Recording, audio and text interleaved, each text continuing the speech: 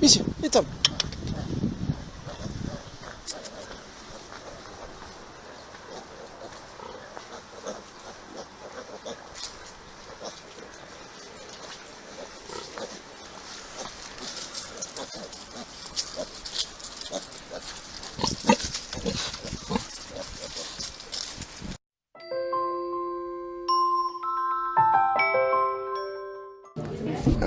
Mi smo se pač soočili z izzivom čim večje ekonomičnosti, pa nam je izziv, zato smo začeli delati z krško-poljsko pasmo prašičev, ki je edina avtohtona pasma.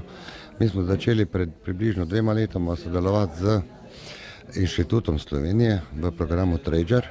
Smo dobro sodelovali in še sodelujemo, še projekt gre naprej.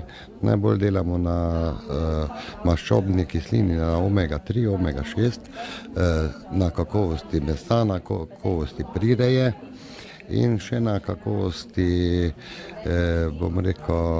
prirastka mesa, pa na kakovosti plodnosti. Zanima nas tudi gen obarvanosti, ki je posebna obarvanost krško-poljskega prašiča, ki se ločuje od drugih pasm v Evropi, pa tudi na področju bivše Jugoslavije.